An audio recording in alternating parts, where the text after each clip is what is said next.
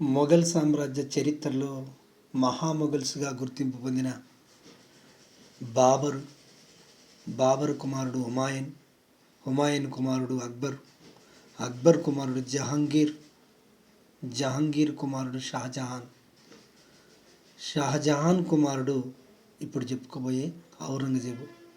వీరు ఆరుగురు మహామొఘల్స్గా గుర్తింపు పొందింది. తర్వాత మొఘల్స్ అందరూ కూడా కడపటి మొఘల్స్ అంటారు. 1707 నుండి కడపటి మొఘల్స్ అంటారు. ఔరంగజేబు మొఘల్ సామ్రాజ్య పతనానికి ఎలా కారకుడైండు అనే విషయం, లేదా ఔరంగజేబు పరిపాలన ఏ విధంగా ఉంది, ఆయన రాజ్యానికి ఏ విధంగా వచ్చిండు, ఆయన జీవిత కథ ఏందనేది ఇప్పుడు మనం చర్చించుకుందాం. నా పేరు Venkateswarlu, lecturer in history, GDC Dubbaka, Siddipet district. Aurangzeb introduction గురించి మనం మాట్లాడుకుంటున్నాం. Aurangzeb was a last of the great Mughal emperor with the title of Alamgir. Alamgir అనే ఒక బిరుదు పొందాలని, ప్రపంచ విజేత కావాలనే ఒక లక్ష్యం గలవాడు. ద వరల్డ్ మొత్తం మీద, ప్రపంచం మొత్తం మీద. Aurangzeb had informal enthronement of 21st July 1658. He was a enthroned formally for the second time in June 1659. He ruled for about 50 years from 1658 to 1707.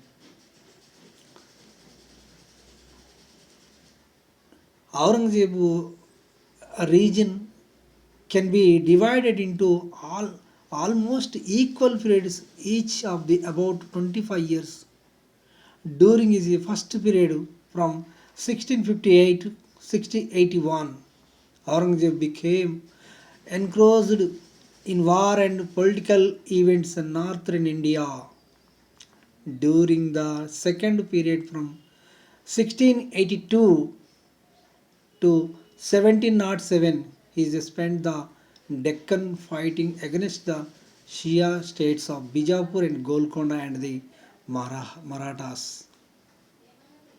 Events of the northern India 1650-1681. Aurangzeb first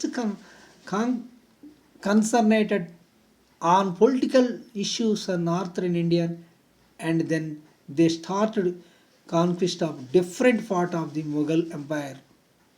He sent this general for a conquest. He started first conquest on Assam. After the fight of Suja, Mir Jumla, one of the most capable Mughals general, was appointed as governor of Bengal. He invaded Assam because the Raja of Kuch Bihar and the Ahom king the Assam had captured some might territory in Assam. Gahuti was lost in 1681, but Kuch Bihar was a permanently annexed.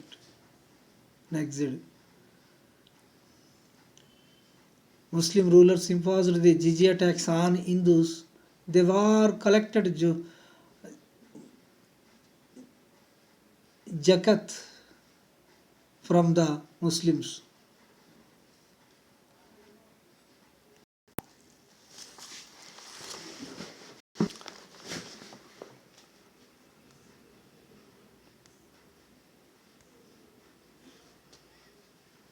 During the Akbar reign, the jizya tax was abolished. After Akbar, Jahangir and Shah Jahan followed the liberal policies in the collection of the jizya. Raja Jai Singh of Mewar, whom the Aurangzeb and employed of general on the frontier of Punjab and died in 1678. Aurangzeb detained his infant son Ajit Singh and also Jaswant Singh windows at Delhi. He wanted to bring of the two influent sons of Jaswant Singh as Muslims. ఇప్పుడు చెప్పిందంత ఒకసారి మీకు తెలుగులో వివరిస్తే చూడండి ఒకసారి. ఔరంగజేబు 1658 నుండి 1707 వరకు పరిపాలన చేసిండు. ఇతడు షాజహాన్ కుమారులు మూడో కుమారుడు. షాజహాన్కి 4 కుమారులు. ఒక వ్యక్తి దారాషుకో పెద్దవాడు, షా షుజా రెండోవాడు, ఔరంగజేబు మూడో వ్యక్తి, మురాద్ 4వ వ్యక్తి. ఈ 4 కుమారులు కాకుండా షాజహాన్కి రోషనారా, జహనార్ అనే కూతుర్లు ఉన్నారు. ఔరంగజేబు 1618లో ఉజ్జయిని సమీపంలో దోహార్ అనే పట్టణంలో జన్మించాడు. పారసిక, హిందూ, తుర్కీ, అరబ్బీ భాషలు కూడా నేర్చుకున్నాడు. ఖురాన్ కంఠస్థం చేసిండు. షాజహాన్ కాలంలో అనేక ఉన్నత పదవులు నిర్వహించి పరిపాలన అనుభవం సంపాదించుకోడు. కానీ ఇతడు ఎటువంటి ఉదారవాదం లేనటువంటి వ్యక్తి, అంటే ఆడంబరాలకు పోలేని వ్యక్తి, మామూలుగా సహజంగా ఉంటాడనమాట. 1657లో షాజహాన్ తీవ్ర అస్వస్థతకు గురైనప్పుడు సింహాసనం కొరకు కుమారుల మధ్య ఘర్షణ మొదలైంది. బెంగాల్లో షాషుజనుడు, అహ్మద్నగర్లో మురాదునుడు వీళ్ళు పాదుషాలుగా ప్రకటించుకొని ఢిల్లీకి బయలుదేరారు. దక్కన్లో ఔరంగజేబు ఉన్నాడు. గుజరాత్లో ఉన్న మురాదుతో ఒప్పందం చేసుకుండు ఔరంగజేబు. మొఘల్ సింహాసనం మనం సంయుక్తంగా పోరాడి మన ఇద్దరం చిరసకం పంచుకుందాం అని ఔరంగజేబు నమ్మబలికిండు మురాదుతో. రాజ్యం షాజహాన్ ఇంకా బతికే ఉండు షాజహాన్. ఈ సోదరులు ఇద్దరు కూడా ప్రయత్నంలో చిన్నవాడనమాట మురాదు. వీళ్ళిద్దరు కలిసి సోదరుల ప్రయత్నం ఆగ్రా కోటలో ఉన్న దారాషుకో గ్రహించి అతన్ని ఓడించి ఆగ్రాలో ఉన్న దారాషుకోని ఓడించి రాజ్యం తీసుకోవాలని వీళ్ళిద్దరు కలిసి పన్నిన పన్నాగం. ఇందులో రాజా జస్వంత్ సింగ్, కాసిం ఖాన్లు ఔరంగజేబు పంపించిండు. ధర్మాల్ యుద్ధం లేదా సమూర్గర్ యుద్ధంలో ఔరంగజేబు దారా సైన్యాన్ని అంటే దారాషుకో సైన్యాన్ని కాకుండా దారాషుకోను భార్య బిడ్డలతో రాజధాని వదిలి పారిపోయే విధంగా చేసిండు. తాను లొంగిపోతున్నాను అని షాజహాన్ పెద్ద కుమారుడైన దారాషుకో చెప్పినప్పటికీ షాజహాన్కి వర్తమానం పంపి చిన్నగా ఆయన్ని ఖైబర్ బలాన్ కనుమల దగ్గర ఇంచుమించు ఔరంగజేబు సేనాని ద్వారా చంపేయటమే కాకుండా బతికున్నప్పుడే ఒక బక్క చిక్కిన ఏనుగు మీద అతన్ని ఊరేగించి మతానికి మచ్చ తెచ్చిండనే, కళంకం తెచ్చిండనే మాటలతో దారాషుకోని తీవ్రంగా హింసించడమే కాకుండా చంపేస్తారు. ఆ విధంగా దారాషుకో చనిపోతాడు. కానీ అమితమైన కుమారుడు దారాషుకో సహజ కవి. ఇక్కడ మన భారతదేశంలో పోతన ఎలాంటి కవో ఆ విధంగా దారాషుకో కూడా మంచి కవి అని ఎన్నోసార్లు ఆయన పర్షియన్ భాషలోకి రామాయణ, మహాభారతాలు, ఇతిహాసాలను కూడా తర్జుమా చేసిన గొప్ప కవిగా పేరు పొందిండు దారాషుకో. తర్వాత 1658లో మొఘల్ సింహాసనాన్ని అధిష్ఠించడానికి ముందుగా తాను లొంగిపోతానని, పశ్చాత్తాపడతానని షాజహాను దగ్గరికి ఆగ్రా కోటకి వెళ్ళి కన్నీళ్లతో నీ కాళ్ళు కడుగుతానని నమ్మబలికి చిన్నగా రహస్యంగా కోట తలుపులు తెరిపించి తండ్రిని బంధించి మొఘల్ సింహాసనం ఆక్రమించుకుంటూ ఔరంగజేబు. ఆ తర్వాత ఢిల్లీకి వెళ్తూ దారిలో ఔరంగజేబు మురాదును తాగించి ఖైదు చేసిండు. చిన్నోన్ని బాగా తాగించి జైలు పాలు చేసిండు. తాగుబోతు రాజ్యానికి పనికిరాడు అని ప్రకటించడమే కాకుండా ప్రజలతో ఆ మార్పు తీసుకొచ్చి గ్వాలియర్ అనే ప్రాంతంలో అతన్ని ఉరిదీయటం జరిగింది. ఈ విధంగా మురాదు పాత్ర క్లోజ్ చేసిండు. అదేవిధంగా షా షుజాను ఖ్వాజా వద్ద ఓడించడంతో అతడు అరాకాన్ రంగున్ దగ్గర అరాకాన్ అనే ప్రాంతానికి పారిపోయి అక్కడనే చనిపోయింది పాపం. తర్వాత దారాను వెంటాడి బొలాన్ కర్మల ద్వారా చంపిండని మీకు ఫస్టే చెప్పుకున్నాం. చిరిగిన గుడ్డలు ధరింపజేసి ఒక బక్కచిక్కని ఏనుగు మీద ఢిల్లీ వీధుల్లో ఊరేగించి ఇస్లాం మతద్రోహిగా ప్రకటించి విచారణ జరిపి మరణదండ విధించాడు ఔరంగజేబు. ఈ విధంగా సోదరులందరినీ ఒక్కొక్కళ్ళుగా హతమార్చి సింహాసనానికి వచ్చిన వ్యక్తి ఔరంగజేబు. ఇతడు ఒక హిందూ స్త్రీకి జన్మించిన వ్యక్తి.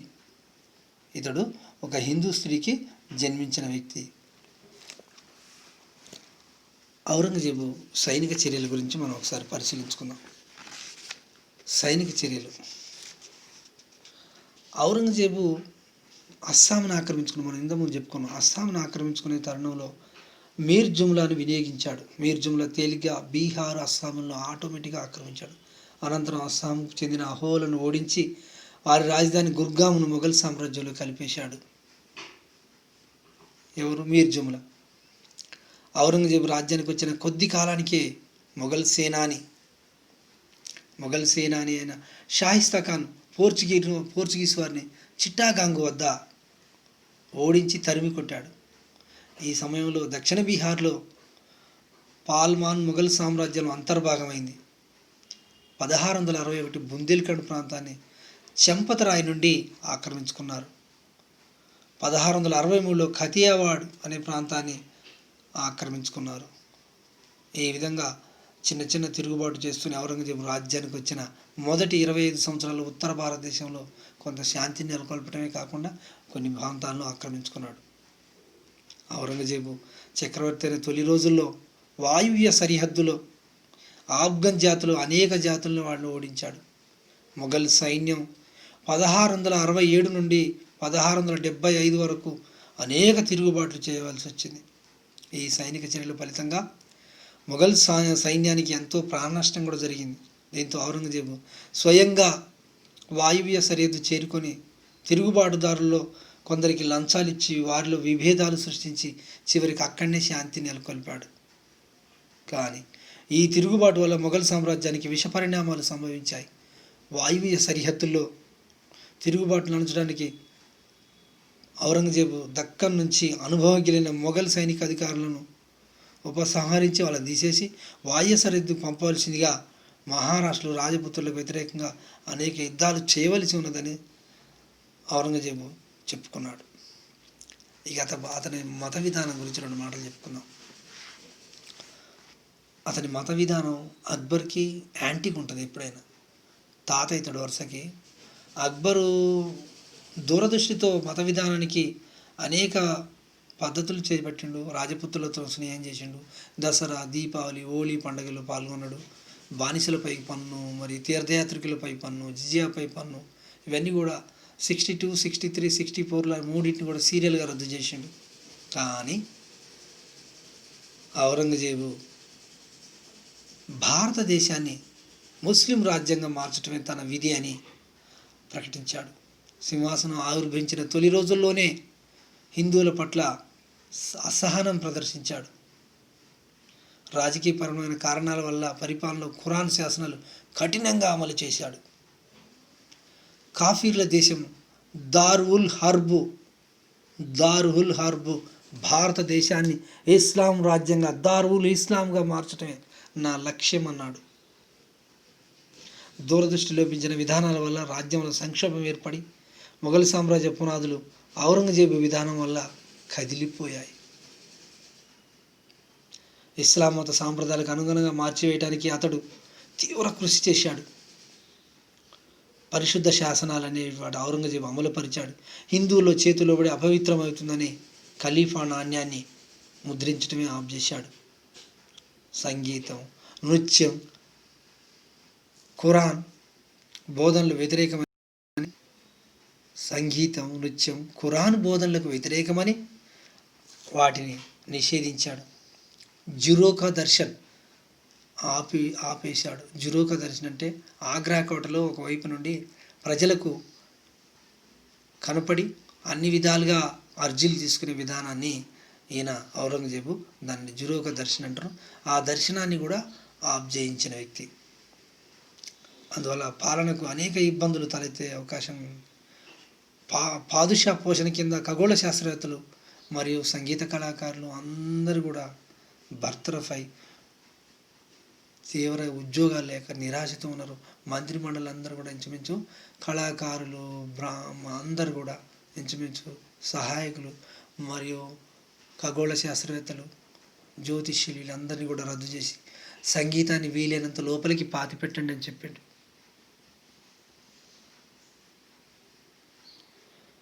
కఠినను పరిశుద్ధ శాసనాలు మాత్రం కఠినంగా అమలు చేశాడు. ముస్లిమేతరులపై ఔరంగజేబు ఆర్థిక సాంఘిక ఆంక్షలన్నింటినో విధించాడు. అక్బర్ రద్దుపరిచిన తీర్థయాత్రికుల పన్ను తిరిగి ఔరంగజేబు పునఃప్రతిష్ఠించాడు.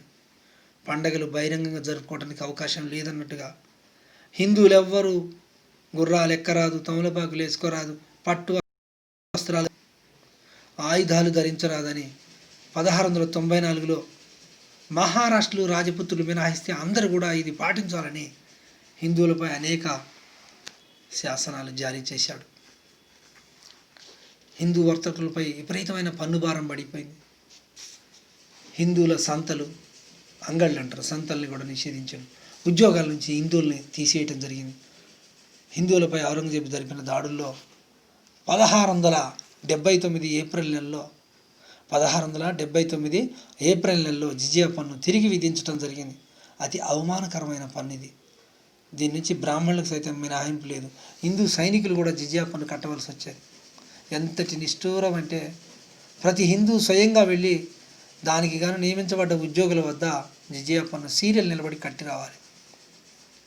ఔరంగజేబు అవలంబించిన హిందూ వ్యతిరేక వైఖరి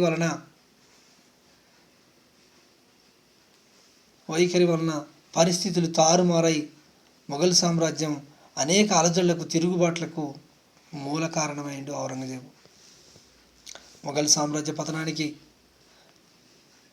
ఔరంగజేబు ఒక కారణంగా చెప్పుకోవచ్చు. మొఘల్ సామ్రాజ్య వైభవానికి అక్బర్ కాలంలో రాజపుత్రులు 1679లో వాళ్ళు ఎంతో 1679 వరకు అనేక రాజపుత్రులు దాన్ని మంచిగా చూసుకున్నారు. కానీ 1679 తర్వాత మొఘల్ సామ్రాజ్యం మీద తిరుగుబాటు చేయాల్సి వచ్చింది. ఔరంగజేబు కాలంలో 1678 డిసెంబర్లో మార్వాడ మహారాజ్ జస్వంత్ సింగ్ యుద్ధం చేస్తూనే పేషావర్లో మరణించాడు. జస్వంత్ సింగ్ మరణించిన కొద్ది కాలానికే అతని భార్య ఇరువురు కుమారులను ప్రసవించి జస్వంత్ సింగ్ కుమారులను వాళ్ళు ప్రసవించిన తర్వాత జస్వంత్ అదుపులోకి తీసుకున్న ఔరంగజేబు శాసించాడు. దుర్గాదాస్ నాయకత్వంలో రాజపుత్రులు మళ్ళీ తిరుగుబాటు బావుట ఎగరేశారు. జస్వంత్ సింగ్ భార్యలు ఉదయపూర్ రాణా సహాయం అర్థించారు.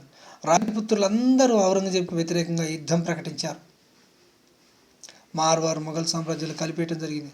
ఇక్కడ శాంతి భద్రతలు నెలకొల్పడానికి అక్బరు రాజకుమారుడైన ఔరంగజేబు నియమించాడు. అక్బర్ కుమారుడి పేరు ఔరంగజేబు. అదే ఔరంగజేబు కుమారుడి పేరు అక్బర్, రెండో అక్బర్ అంటారు ఆయన. రాజపుత్రుల గెరిల్లా యుద్ధానికి దిగినందువల్ల అక్బరు రాకుమారుడైన అతని ప్రయత్నాలు ఫలించలేదు. ఔరంగజేబు రాజపుత్ర విధానం అక్బర్ రాకుమారునికి అంతగా సరిపోల్చలేదు. రాజపుత్రులు చేయవలసిన వారి సహాయంతో ఔరంగజేబు ఆ స్థానంలో చక్రవర్తికి కావడానికి పథకం వేసుకున్నాడు రెండో అక్బర్. 1681లో రాజపుత్ర సైన్యంతో అక్బర్ ఔరంగజేబుపై యుద్ధం ప్రకటించాడు. కానీ ఔరంగజేబు వాళ్ళకే భేదాభిప్రాయాలు సృష్టించి అక్బర్ రాజపుత్రులను విడదీయగలిగాడు. అక్బర్ పారిపోయి శంభూజీ సహాయం అర్థించాడు. కానీ అతడు విలాసాలకు దాసుడై శంభూజీ అక్బర్ రాకుమారునికి ఎటువంటి స్నేహితులు లేకపోయాడు. ప్రత్యామ్నాయం లేక అక్బర్ పర్షియాకు పారిపోయాడు. 1681లో ఔరంగజేబు రాజపుత్రులతో ఒక ఒప్పందం కూర్చుకున్నాడు. రాజపుత్ర యుద్ధాల వల్ల మొఘల్ సామ్రాజ్యానికి విపరీతమైన ధన ప్రాణ నష్టాలు సంభవించాయి. మొఘల్ సామ్రాజ్య పతనానికి ఈ విధంగా ఔరంగజేబు రాజపుత్ర విధానం ఒక ప్రధాన కారణంగా చెప్పుకోవటం జరిగింది. ఇకపోతే సిక్కుల గురించి చూసుకుందాం ఒకసారి. జహాంగీర్ కాలంలో సిక్కు గురువు అర్జున్ సింగ్ చంపబడ్డాడు. మరియు ఔరంగజేబు కాలంలో ఇతని మత విధానాల వల్ల సిక్కుల 9వ గురువు అయిన గుర్తేజ్ బహదూర్ హోషియాపూర్ జిల్లా ఆనందపూర్లో తన కేంద్రం ఏర్పరచుకొని సిక్కులు అతన్ని సత్యపాదుషాగా ప్రకటించారు. ఎవరిని? సిక్కుల 9వ గురువు అయిన తేజ్ బహదూర్ని. ఇతడు ఔరంగజేబు హిందీ వ్యతిరేక విధానాన్ని ఖండించడమే కాకుండా ఇది ఔరంగజేబుకి అమితమైన ఆగ్రహం. ఆయన హిందువులపై చేసే శాస్త్రాలకు తేజ్ బహదూర్ తీవ్ర ఆగ్రహం ఇచ్చాడు. వెంటనే ఔరంగజేబు గుర్తేజ్ బహదూర్ను ఢిల్లీకి పిలిపించి అతన్ని ఇస్లాం మతం స్వీకరించాల్సిందిగా ఔరంగజేబు ఒత్తిడి తెచ్చాడు. దానికి అంగీకరించిన తేజ్ బహదూర్ అనేక హింసలకు గురి చేసినప్పటికీ 1675లో మరణశిక్షకు గురి చేశాడు. ఔరంగజేబు గుర్తేజ్ బహదూర్ని చంపేశాడు. ఈయన 9వ సిక్కు గురువు. అందుకనే ఆయన కళను బలి ఇచ్చిన నా మత రహస్యాలు బలివ్వను అన్నాడు గుర్తేజ్ బహదూర్. ఈ తేజ్ బహదూర్ కుమారుడు గురు గోవింద్ సింగ్ సిక్కుల 7వ గురువు. ఔరంగజేబుపై అతడు కక్ష తీర్చుకోవడానికి నిర్ణయించాడు. ఇక సిక్కులను మొఘళ్ళ మధ్య బహిరంగ యుద్ధం ప్రారంభమైంది. అప్పటి నుంచి సిక్కులు సైనికులుగా గురు గోవింద్ సింగ్ తీర్చిదిద్దాడు. 4 కులాల వారిని సింహాలుగా మార్చి మొఘల్ సామ్రాజ్యాన్ని సర్వనాశనం చేస్తానని అతడు బహిరంగంగా ప్రకటించాడు. గురు గోవింద్ సింగ్ మరణాంతరం సిక్కుల గురువైన బందా బహదూర్ కూడా మొఘళ్లకు వ్యతిరేకంగా పోరాటం చేశాడు. సిక్కుల మత వ్యతిరేకత విధానం వలన మొఘల్ సామ్రాజ్య ప్రధాన పతనానికి కారణాల్లో సిక్కులు ప్రధానమైన పాత్రను పోషించారు. ఇక ఔరంగజేబు దక్కన్ విధానం గురించి 2 మాటలు చెప్పుకున్నాం. ఔరంగజేబు తన దురాక్రమణలో భాగంగా దక్కన్లో 21 సంవత్సరాల పాటు షాజహాన్ కాలం నుండే అక్కడ ఉన్నాడు. అన్ని విషయాలన్నీ తెలుసుకున్నాడు. దక్కన్ ప్రాంతం అనగా బీజాపూర్, బీదర్, బీరార్, అహ్మద్నగర్, గోల్కొండ ఈ 5 ప్రాంతాలని దక్కన్ ప్రాంతాలు అంటారు. ఈ 5 ప్రాంతాలలో తన దురాక్రమణ విధానాన్ని మొదలుపెట్టిండు. అక్కడ ఉన్న వాళ్ళంతా కూడా షియా వంశస్థులు. ఔరంగజేబు తన దక్కన్ విధానం మత విధానంతో ముడిపెట్టిండు. షియా రాజ్యాలను బీజాపూర్, గోల్కొండలు ఆక్రమించాలని, హిందూ రాజ్య పునర్నిర్మాణానికి నడుం బిగించిన మహారాష్ట్రులను అణచటం ఔరంగజేబు దక్కన్ విధానంలో ఒక మౌలిక అంశం అన్నట్టుగా చెప్పుకోవచ్చు. మొఘల్ సామ్రాజ్య భూభాగాలపై మౌలిక అంశాలుగా ఉన్న శివాజీ దాడులను కూడా షాయిస్తాన్ ఖాన్ లాంటి పేరు మోసిన మొఘల్ సేనాధిపతులు సైతం శివాజీ దాడులను అడ్డుకోలేకపోయారు. ఆ రోజుల్లో శివాజీ ఎక్కువగా గట్టి పోటీ ఇచ్చాడు. ఇటు మహారాష్ట్ర వైపు. ఇక దక్కన్ వైపు చూసుకున్నట్టయితే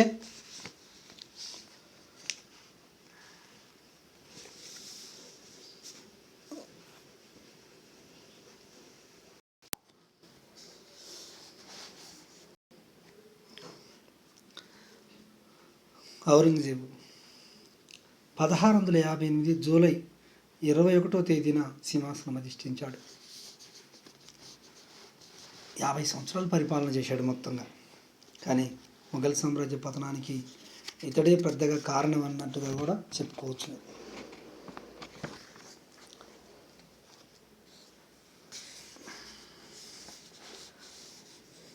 ఔరంగజేబు ఎవరెవరితో యుద్ధాలు పెట్టుకున్నాడు, ఎవరెవరితో ఘర్షణ పడ్డాడు అనేది 2 మాటలు చెప్పుకుందాం. ఔరంగజేబు శివాజీతో 1663 నుండి 1680 వరకు కూడా తీవ్రంగా పోరాటం చేసిండు. బీజాపూర్ సంస్థానంలో అనేక మందిని పంపించాడు. తర్వాత షాయిస్తా ఖాన్ పంపించాడు, అఫ్జల్ ఖాన్ పంపించాడు, రాజా జైసింగ్ని పంపించాడు. ఇలా ఔరంగజేబు అనేక మందిని పంపించినప్పటికీ చివరికి 1680 లోపే 74 సంవత్సరంలోనే ఆయన పట్టాభిషేకం చేసుకుంటూ శివాజీ. ఆ తర్వాత మహారాష్ట్ర సామ్రాజ్యం ఇక ఒక భాగం అయిపోయింది. 1680లో శివాజీ చనిపోయాడు. చనిపోవడానికి ముందుగా దక్కన్ మరాఠాలు బలపడ్డరు. శివాజీ నాయకత్వంలో దక్కన్లో మరాఠాలందరూ కూడా బలపడ్డరు. మొఘల్ ప్రాంతాన్ని కొంత ఆక్రమించాడు శివాజీ. శివాజీ చర్యలు అరికట్టడానికి షాయిస్తా ఖాన్ దక్కన్ పరిపాలకుడుగా పంపబడ్డాడు. కానీ శివాజీ పూనాలో ఉన్నప్పుడు ఒక రాత్రి ఉన్నట్టుండి అతని మీద దాడి చేస్తే షాయిస్తా ఖాన్కు 3 వేళ్లను నరికి అతని కుమారుడిని పోగొట్టుకొని చావు తప్పి కన్నులొట్టమైన విధానంగా తప్పించుకొని వెళ్ళిపోయాడు. ఇలా చివరికి మౌజం అంబర్ రాజైన రాజా జైసింహ్ని పంపి ఆగ్రాలో ఔరంగజేబు చేసిన విధానాలు మీకు అందరికీ శివాజీ లెసన్లో చెప్పుకోవడం జరిగింది. 3వ స్థానంలో కూర్చోబెట్టడం, అవమానకరంగా శివాజీని చేయటం, కనీస మర్యాదలు పాటించకపోవడం వల్ల దాని మీద ఆగ్రహంలో శివాజీ 2 మాటలు అనగానే వెంటనే ఔరంగజేబు అతన్ని గృహ నిర్బంధం చేయటం, శివాజీ తెలివిగా తప్పించుకోవటం, ఇవన్నీ కూడా ఒకటేమిటోటి జరిగిపోయినాయి. 1680లో చివరికి ఆయన చనిపోవడం జరిగింది. అంటే నిత్యం 4-5 సార్లకు పైన శివాజీకి ఔరంగజేబుకి ఘర్షణ జరిగింది. జాట్లు ఒక జాతుల గురించి, జాట్ తెగల గురించి కొద్దిగా మాట్లాడుకుందాం. 1669లో రాజధానికి సమీపంలో మధుర జిల్లాలోని ఒక ప్రాంతంలో జాట్లు వ్యవసాయదారులు గోకుల్దాస్ అనే నాయకత్వంలో తిరుగుబాటు చేశారు. మధుర ప్రాంతంలో ఫౌజ్దార్ను చంపేశారు. మధుర యొక్క హింసాపూరిత విధానాన్ని భరించలేకపోయారు వాళ్ళు. ఈ తిరుగుబాటు అణచబడి గోకుల్దాస్ కూడా చంపబడ్డాడు, నాయకుడు కూడా చంపబడ్డాడు. కానీ జాట్లు ఔరంగజేబు పరిపాలన కాలమంతా కూడా ఔరంగజేబుకు కష్టం కలిగిస్తుండే, నిరంతరం అతనికి వేధిస్తూనే ఉండేవారు. అతని మరణం తర్వాత కూడా మొఘల్ సామ్రాజ్యానికి విపత్తుగా తయారయ్యారు జాట్లు. 1681లో 1683లో అనేక తిరుగుబాట్లు చేశారు మధుర ప్రాంతంలో ఉన్న జాట్లు గోకుల్దాస్ నాయకత్వంలో. ఇక నెక్స్ట్ సత్నామీల తిరుగుబాటు చూద్దాం. ఇది 1672లో జరిగింది. హిందువులలో ఒక తెగకు చెందినవారు సత్నామీలు. వాళ్ళు ఢిల్లీకి దగ్గరగా ఉన్న నార్నాల్లో నివసించేవారు. నార్నాల్ అనే ప్రాంతంలో నివసించారు. సుమారు 4 లేదా 5,000 మంది ఉండేవారు. వారు మతపైన జీవన విధానం ఒక పద్ధతిగా ఉండేది. వ్యవసాయాన్ని, వ్యాపారాన్ని కూడా చేస్తుండేవారు. ఒక ప్రభుత్వ పన్ను వసూలు అధికారి వారిలో ఒకరిని అవమానించడం వల్ల వారందరూ కూడా 1672లోనే తిరుగుబాటు చేశారు. మొదట కొంత విజయం సాధించిన తర్వాత పెద్ద ఎత్తున వాళ్ళు వధించబడి చంపబడ్డారు. మనం ఇంతకుముందే గుర్తేజ్ బహదూర్ సిక్కులతో ఎలా వైరం తెచ్చుకుంటూ ఔరంగజేబు అనేది చూసుకున్నాం. గుర్తేజ్ బహదూర్ను చంపేసి తర్వాత జిజియా పన్నును 1679లో విధించాడు. ఇక చివరిగా రాజపుత్రులతో ఏ విధంగా వైరం తెచ్చుకున్నాం, తగాదా ఇట్లాంటివి తెచ్చుకున్నాం. ఔరంగజేబు మత విధానంలో రాజపుత్రులు అసంతృప్తి చెందారు. అతడు కూడా శత్రువుగా పరిగణించారు. వాళ్ళు కూడా అతన్ని శత్రువుగా పరిగణించారు.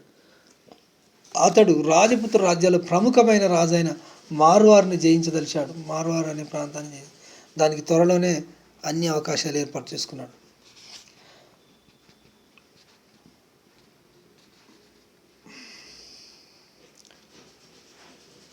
(1678) మేవాడ్ రాజైన రాజా జస్వంత్ సింగ్ చనిపోవడంతో అతని కుమారులు జస్వంత్ సింగ్ మరియు అజీజ్ సింగ్లను వాళ్ళ భార్యలను కూడా ఢిల్లీలో నిర్బంధించడంతో రాజపుత్రులంతా ఒక్కటిగా ఔరంగజేబుపై యుద్ధానికి దుర్గాదాస్ నాయకత్వంలో బయలుదేరారు. అంతేకాక 1679లో జిజియా పన్ను వారిని ఇంకా ఆగ్రహపూరితంగా చేసింది.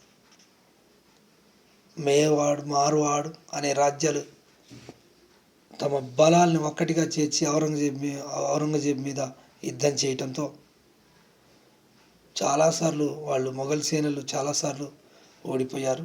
అయినా ఔరంగజేబు 4వ కుమారుడైన అక్బర్ను రాజపుత్రుల మీదకి పంపాడు. కానీ రాజపుత్రుల సహాయంతోనే సింహాసనం సంపాదించి తలపెట్టిన అక్బర్ వారితో చేరి తండ్రికి ఎదురుగా ఒక పెద్ద సైన్యాన్ని తయారు చేయడంతో వాళ్ళ మధ్యలోనే మళ్ళీ ఘర్షణ మొదలుపెట్టిండు ఔరంగజేబు. ఈ విధంగా 1681లో మేవాడ్తో ఔరంగజేబు సంధి చేసుకుంటూ ఈ కాలమంతా రాజపుత్రులతో చిరకాలమైన దుర్గాదాస్ రాథోడ్ నాయకత్వంలో సుమారు 30 సంవత్సరాలు గెరిల్లా యుద్ధం కొనసాగించారు రాజపుత్రులు.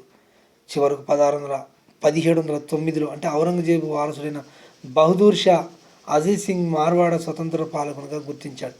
రెండవ బహదూర్ షా అజీజ్ సింగ్ను మార్వాడ రాజ్యానికి రాజుగా గుర్తించాడు. రాజపుత్రులతో యుద్ధం మిక్కిలి ప్రధానమైంది. ఇకపోతే నెక్స్ట్ దక్కన్ విధానం గురించి మనం చెప్పుకోవాలి. షాజహాన్ కాలంలోనే దక్కన్ ప్రాంతంలో 21 సంవత్సరాల పాటు పరిపాలనా అనుభవం గడించాడు ఔరంగజేబు. రాజపుత్రులతో యుద్ధం పరిసమాప్తి అయిన తర్వాత వెంటనే దక్కన్ ప్రాంతానికి తన శక్తిని అంతా వినియోగించాడు ఔరంగజేబు. 1682లో దక్కన్ ప్రాంతంలోకి చివరి 26 ఏండ్లు అక్కడే గడిపినప్పటికీ మళ్ళా దక్కన్ ప్రాంతం నాకు కావాలి, దక్కన్ ప్రాంతంలో షియా వంశస్థులు పరిపాలించడానికి వీల్లేదు, ఇది మొఘల్ సామ్రాజ్యంలో కలవాలి. అతని లక్ష్యం ఏంది అసలు? ముఖ్యంగా గోల్కొండ బీజాపూర్ రాజ్యాల్ని పూర్తిగా ఓడించడం, 2 దినదిన వర్ధమానం చెందుతున్న మరాఠా సైన్యాన్ని అణిచివేయటం, 3 తనకెదురుగా దక్కన్లో తన కుమారుడు అక్బర్ వల్ల ఏర్పడిన ఆపదను కూడా తొలగించడం. ఇలా 3 రకాల అంశాలతో ముందుకు పోయింది ఔరంగజేబు. అనేక కారణాల వల్ల ఔరంగజేబు ఈ రాజ్యాల మీద యుద్ధాన్ని పెట్టు, ఈ రాజ్యాలు మరాఠాలకు సహాయపడుతున్నాయని, అందువల్లనే మొఘల్ సామ్రాజ్యానికి దెబ్బ ఉందని ఔరంగజేబు అసలు మీరు వేరు మేము వేరు, మేము సున్నీ మత ముస్లింలు, మీరు సియా ముస్లింలని ఒక ఏర్పాటు వాదన చేసిండు ఔరంగజేబు విపరీతమైన రాజ్యకాంక్ష గలవాడు, రాజ్య విస్తరణ కాంక్ష, రాజ్యాన్ని విస్తరించాలి. మొదట్లో ఔరంగజేబు తన కుమారుడు అజంను బీజాపూర్ను జయించమని పంపాడు. కానీ అజంకి ఎట్టి విజయం చేకూరలేదు. అందుచేత ఔరంగజేబు తానే స్వయంగా దక్కన్కు పోయి బీజాపూర్ను 1 సంవత్సరానికి మించి ముట్టడి చేసి దానిని పస్తు పెట్టి 1686లో లొంగదీశాడు. దాని పాలకుడు సికిందర్ షా జీవనోపాధి ఏర్పాటు చేసి బీజాపూర్ను మొఘల్ సామ్రాజ్యంలో కల్పించాడు. ఇకపోతే 1687లో గోల్కొండను ముట్టడించాడు. గోల్కొండ సుల్తాన్ అబుల్ హాసన్ విరోచితంగా పోరాడి ఔరంగజేబు సైన్యానికి తీవ్ర నష్టం కలిగించాడు. ముట్టడిని గోల్కొండ సైన్యాధ్యక్షుడు వీరుడైన అబ్దుల్ రజాక్ మిక్కిలి పరాక్రమంతో పోరాడాడు. రజాక్ అబ్దుల్ హమీద్, అబ్దుల్ లహరి, అబ్దుల్ రజాక్ మిక్కిలి, ఆయన పేరే రజాక్. చివరకు దుర్గాన్ని పట్టుకోవడానికి ఎన్నో ఆశలు అంటే అన్నీ అయిపోగా ఔరంగజేబు దుర్గ ద్వారా, అంటే దుర్గప్ప ఉంటుంది గేటు దగ్గరలోనికి లంచం ఇచ్చి అతడు ఒక రాత్రి దుర్గ ద్వారాలు తెరిపించాడు. అబ్దుల్ రజాక్ చివరి వరకు పోరాడి, అబ్దుల్ రజాక్ లారీ ఆయన పూర్తి పేరు, చివరి వరకు పోరాడి 70 గాయాలతో యుద్ధభూమిలోనే మరణించాడు. యుద్ధభూమిలో పడిపోయి బందీ అయినాడు. ఔరంగజేబు గోల్కొండ సుల్తాన్ అబుల్ హాసన్ జీవనోపాధి కల్పించి అతన్ని దౌలతాబాద్ దుర్గానికి పంపేశాడు. గోల్కొండను మొఘల్ సామ్రాజ్యంలో చేర్చాడు. ఈ దక్కన్ ముస్లిం రాజు ఆక్రమణ మరాఠా బలాన్ని కూడా పెంపొందించింది. వారు మునుపటి కన్నా ధైర్యంగా మొఘల్ సామ్రాజ్య ప్రాంతాలను కొల్లగొట్టడం ప్రారంభించారు. మహారాష్ట్రతో యుద్ధం ఒకసారి చెప్పుకున్నాం. మళ్ళొకసారి బీజాపూర్, గోల్కొండ రాజ్యాన్ని జయించిన తర్వాత ఇక మహారాష్ట్ర ప్రాంతం ఒక్కటే మిగిలిపోయింది అన్నట్టుగా ఏకఛత్రాధిపతిగా అడ్డుగా నిలిచిందని ఔరంగజేబు తన దృష్టిని మొత్తం మహారాష్ట్ర వైపు మలిచాడు. సుమారు 20 ఏండ్లు యుద్ధం చేస్తూనే ఉన్నాడు. కానీ మహారాష్ట్రలో గెరిల్లా యుద్ధంతో అనేకంగా విజయాలు సాధిస్తున్నారు. 1680లో శివాజీ మరణించిన తర్వాత రాజ్యానికి వచ్చిన అతని కుమారుడు సంభాజీ అతన్ని రాజ్యభ్రష్టుని చేశాడు. మొఘళ్ళతో వారికి కొంతవరకు పోరాటం సాధించాడు. 1689లో శివాజీ కుమారుడైన సంభాజీని, యేసుబాయ్ వీళ్ళనందరినీ కూడా 1689లో చంపేశాడు. సంగమేశ్వర్ అనే యుద్ధంలో ఎవరు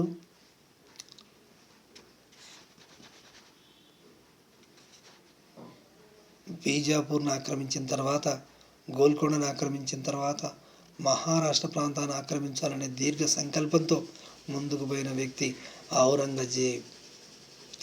శివాజీ మరణించిన తర్వాత శివాజీ కుమారుడైన సంభాజీని 1689లో సంగమేశ్వర యుద్ధంలో ఓడించడమే కాకుండా సంభాజీని చంపేశాడు. సాహు అనే అతని కుమారుణ్ణి తీసుకెళ్ళి మొఘల్ సామ్రాజ్యంలో పెంచారు. ఈ విధంగా మహారాష్ట్ర పాలన కూడా చాలా వరకు ఆక్రమించుకోదలిచాడు.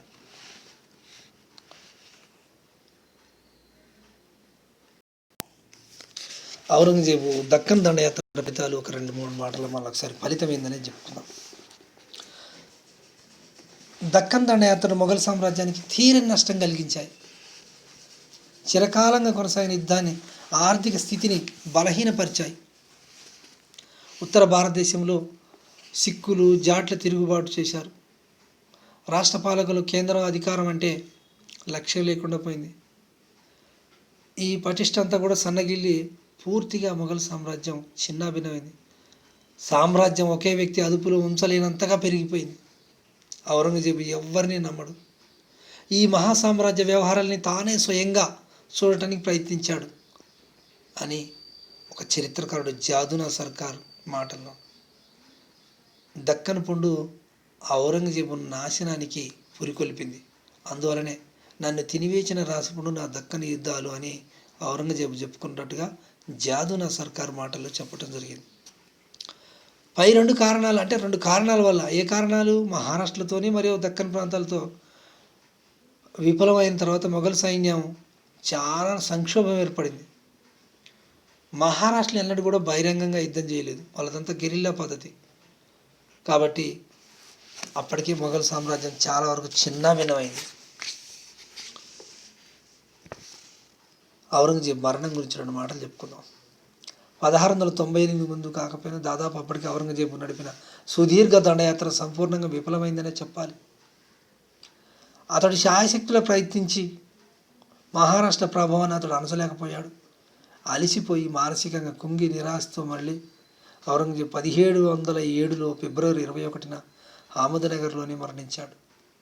దౌలతాబాద్ వద్ద కుల్దాబాద్లో సామాన్యమైన సమాధిలో అతన్ని భూస్థాపితం చేశారు అని విఎస్ స్మిత్ అన్నట్లు దక్కన్ ఔరంగజేబు ప్రతిష్టకు అతని శరీరానికి సమాధి చేసిందని చెప్పుకోవచ్చు.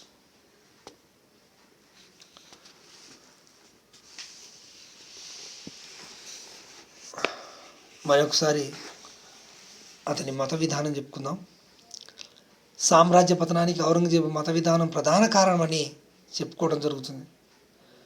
సున్నీ ముస్లిం దృష్టితోనే చూసేవాడు. మతం రాజనీతిని అధిగమించింది. భారతదేశాన్ని సున్నీ ఇస్లాం మత రాజ్యంగా రూపొందించడం అతని లక్ష్యం. హిందువులపై మిక్కిలి ఏహమైన అంటే జిగుత్సాకరమైన పనులు విధించాడు. వారి దేవాలయాలు కూలగొట్టాడు. వారి ప్రభుత్వ పదవులకు దూరంగా వేశాడు. పట్టిగా సిక్కులు, మహారాష్ట్ర కూడా అతనికి బద్ధ విరోధులయ్యారు. ఖడ్గం, ఖేడం అన్ని కాపాడపోయి మొఘల్ సామ్రాజ్యానికి దాని ఖడ్గం, ఖేడం కాపాడబోయి చెప్పుకోదలిసిన రాజపుత్రులు కూడా విరోధులయ్యారు. ఖడ్గానికి ఖెడిగం లాంటి వారు, అంటే అది లాంటి వాడు కత్తి పట్టుకోవడానికి అంటే సియా ముస్లింలు కూడా ఇతనికి దూరం అయ్యారు. ఇరాన్కు చెందిన సమర్థులైన సియా ముస్లింలు ఉద్యోగాలకై భారతదేశంలో రావడమే మానేశారు. ఔరంగజేబు అందరిని మిక్కిలిగా అవమానించే స్వభావం కలవాడు. ప్రభుత్వ వ్యవహారాలన్నీ కూడా తానే స్వయంగా చూసుకునేవాడు. అతడు తన సైన్యాధ్యక్షులను కానీ అమీర్లను కానీ చివరికి తన కుమారులను కూడా ఎవరిని నమ్మలేదు. అతని కుమారులు ఒక్కడు కూడా పరిపాలనలో ఎట్టి అనుభవం కానీ శిక్షణ కానీ లేకుండా పోయింది. ఇది సామ్రాజ్యానికి ఒక రకంగా హాని చేకూర్చింది. ఔరంగజేబు చనిపోయిన తర్వాత సామ్రాజ్యాన్ని చక్కగా నడపగల సమర్థులు ఎవ్వరూ లేకపోయారు. ఔరంగజేబు తర్వాత బలహీనమైన రాజులలో ఔరంగజేబు తర్వాత వచ్చిన పాలకులు బౌదూర్ షా నుంచి రెండో బౌదూర్ షా వరకు వరుసగా అందరూ అలసత్వం, భోగల అలసత్వం, ధైర్యహీనులు, అసమర్థులు, ఇలా ఒకళ్ళ తర్వాత ఒకళ్ళు మంత్రుల చేతిలో కీలుబొమ్మలు. సామ్రాజ్య రక్షణ కన్నా వారి భోగాలు, విలాసాలు ఇవే చూసుకునేవారు. అట్టి రాజుల్లో ఒకడు మహమ్మద్ షా రంగీలా అనే పేరు కూడా సంపాదించుకున్నాడు. పాలకుని వ్యక్తిత్వం మీద, సౌశల్యం మీద ఆధారపడిన కేంద్ర ప్రభుత్వం చాలా బలహీనమైంది.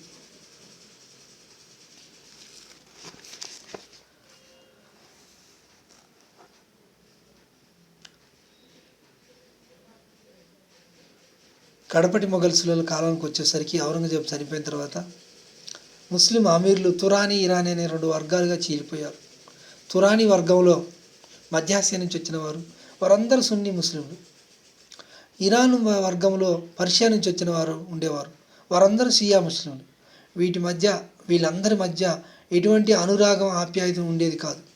ప్రతి వర్గం సామాన్య ప్రజల ప్రయోజనాలు విస్మరించి స్వార్థ ప్రయోజనాల కోసం ఎక్కువగా పాటుపడినట్టుగా మొఘల్ సామ్రాజ్య బలహీనత తెలియజేస్తుంది. ఔరంగజేబు మరణం తర్వాత సింహాసనానికి సమర్థుడైన పాలకుడు ఎవ్వరూ లేరు.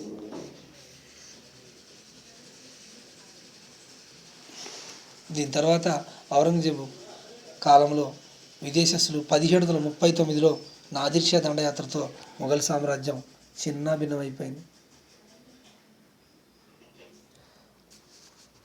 సంగీతం కానీ, కళాకారులు కానీ, ఖగోళ శాస్త్రాలు కానీ, జ్యోతిష్యులు కానీ ఎవరిని నమ్మేవాడు. ఖురాన్ కంఠస్థం చేసేవాడు, రోజుకు 5 సార్లు నమాజ్ చేసేవాడు, నిశ్శబ్దానికి ఎక్కువగా ప్రాముఖ్యతనిచ్చేవాడు. తన నీడనే తాను నమ్మేవాడు కాదని చరిత్రకారులు ఉన్నారు. ఈ విధంగా ఔరంగజేబు మొఘల్ సామ్రాజ్య పతనానికి అన్ని జాతులతో సత్నామీలు, జాట్లు, దక్కన్లో సియాలు మరియు మహారాష్ట్రలు మరియు సిక్కులు అందరితో వైరం తెచ్చుకొని మొఘల్ సామ్రాజ్య పతనానికి కారకుడైనాడు అని చెప్పుకోవచ్చు.